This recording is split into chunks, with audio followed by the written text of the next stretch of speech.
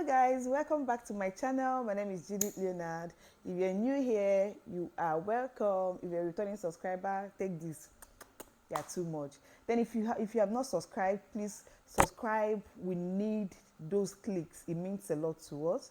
We hustle to put out content, so the best you can do for us is to subscribe, drop your comment, share and like. Okay, hit the bell there so that once I post, you'll be the first person to know. So today is a story kind of day. Like, I am so happy to share this story, and it happened in the past, and I remembered it some days ago. I think I was having a conversation with some persons. I gisted them and I'm like, why don't I bring on this gist here?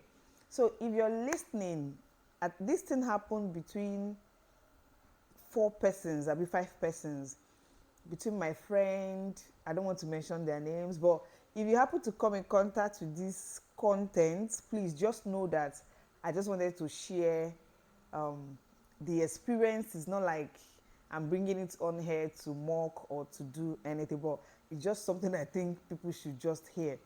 Okay. Back in the days when we were doing our youth service, I met a beautiful lady. Her name is XYZ, and we became friends. And during the youth service year, she got engaged. You can imagine that time you really have people around you that are ready for marriage. Like myself, I was not even ready for marriage. I was not even thinking about marriage as at then. So she met this guy, and all of a sudden they started talking about marriage, and immediately we rounded up with our NYSC. They decided to tie the knot, and we started making preparations. Of course, I was very close to her. I was her maid of honor, and the best man came into town. Anyway, let me just say it here. My husband was the best man, and I was chief breastmaid, and we met, and that was how we got married. So the guy came all the way from Abuja, and now he came with Abuja vibes, and he is a lawyer even till now. So he came as the groom's friend, and he came some days before that. So we're just patching up. He was just liking me, and I'm kind of liking him small. But then the issue I had then was, because he was no, let's not read sentiment into what I want to say, no sentiments. He was Yoruba, and as at then, I was not just ready to settle with any other tribe except my dear Igbo tribe. I waited and waited. At the end of the day, did I marry Igbo? So he came, but I just told my friend, no, because he's Yoruba, I don't even want to invest emotions. We could just be happy through the period, go to the hall, go get this. We were running around all through that week, and we knew that because we were best man, and I was the chief bridesmaid, or maid of honor. Sorry, I was the maid of honor. So we were close. So we went. At the end of the day, the wedding came. We finished the wedding, and some days after that wedding, like maybe the Friday after the Saturday, like the upper week, so we decided we are going to hang out. We are going to go out, go to Jare, cruise around town, as for people that just finished a successful wedding and all that. They did not go for honeymoon. So we went out to party. Short, we went to club. We had so much to drink. My friend and the husband, himself, myself, and one other person. But that person was not with anybody. But trust me, we were just building up emotions. Like, we were just trying to see if we would like each other, or we're just liking each other. He thinks he in his mind he wanted to date me, but in my mind I did not want to date him, because I told myself I was not going to marry any other person that is not Igbo. Never say never. So that night we went clubbing, had so much drink, had so much fun, came back to the no, we were supposed to go to the couple's house, because that's where we spend most of the time. He was there. Short, we had a full house. It was after wedding event, so people were still around. So we could not go back to their house. They now said, okay, let them come to my own house. I was staying in a self-contained at that time, you know, in a place or at a place called Woji in Port Harcourt. So they said, oh, let them go to my house. That's my house. Because all through the wedding period, I moved from my house to my friend's house. So I was staying there. So they said, okay, let everybody go to my house because we finished very late. We now went to my house. I think we bought suya, came back with some drinks, and we ate that night and we started sleeping. The bride and the groom, or my friend and the husband, I had rug in my house. You copper now.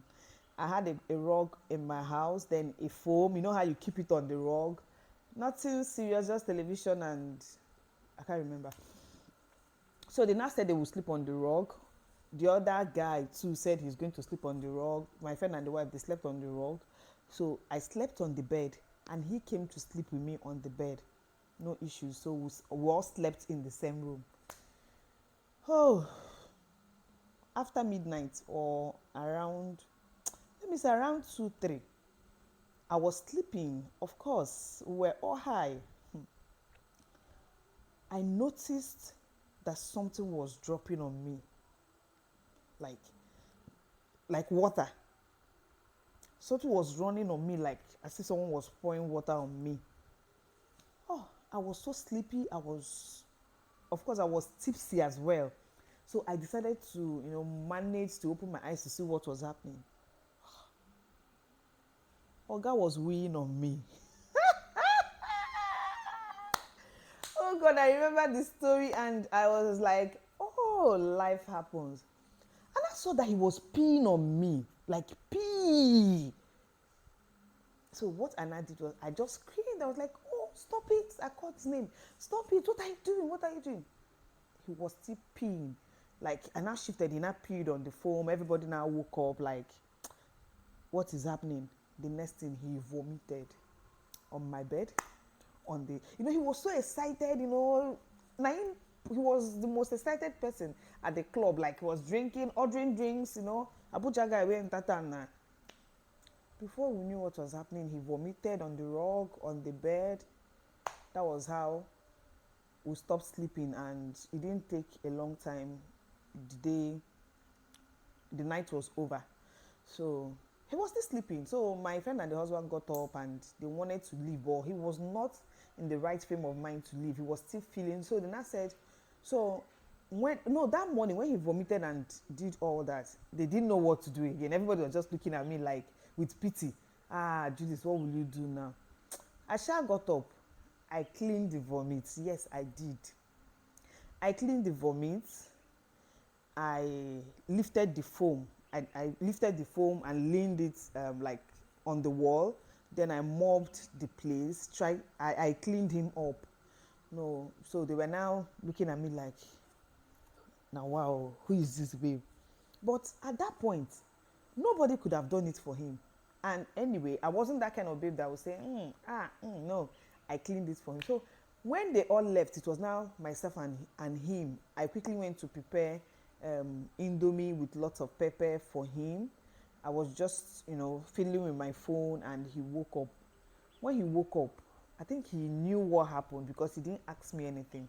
I was just pressing my phone. He woke up, looked at me, looked at the foam, looked at everywhere, and now told me that I can't say, I've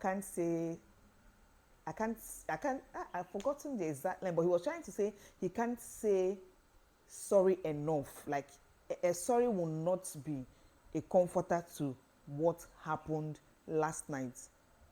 I could not say anything. I just went to the kitchen, brought out the Indomie with egg and lots of pepper.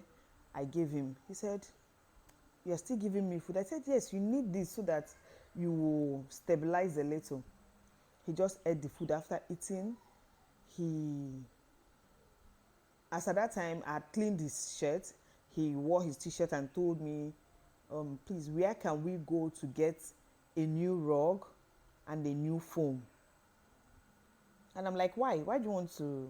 He said, no, that he's going to buy me a new rug and a new foam. I told him, no need.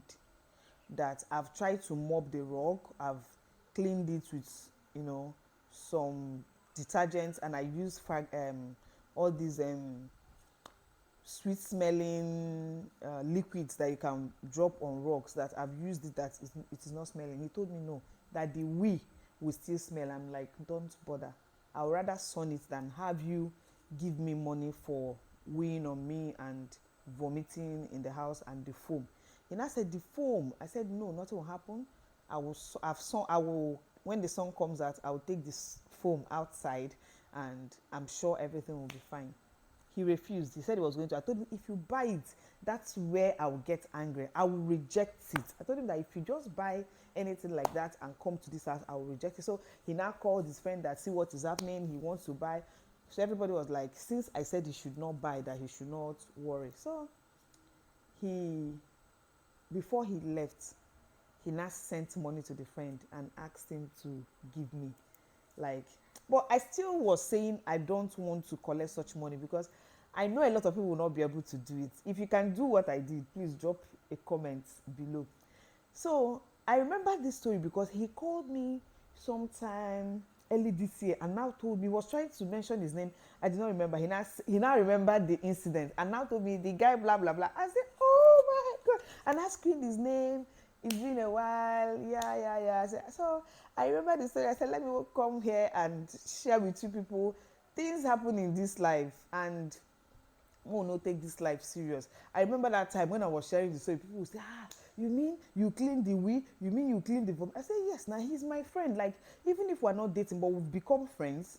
So he weed on me, it wasn't deliberate. Now, I don't even want to look at the spiritual aspect. Some people are saying, spiritually, it is wrong. There was not, it has nothing to do with any spirit. We all drank and we came back. He did not also know me from anywhere to come and weed on me so that what will not happen. Was I a millionaire? I was just like, no, this was a pure case of he had so much to drink that night. So if you can do what I did, please drop it. If you were in my shoes, what will you do? Will you collect money for the foam and the rug? Then again, will you be able to clean him up, wash his t-shirt, or like what will you do if you experience the same thing? So thank you so much. I know you like stories and thank God that I remembered this one. So let me know what your thoughts or what you think you can do if you were in my shoe.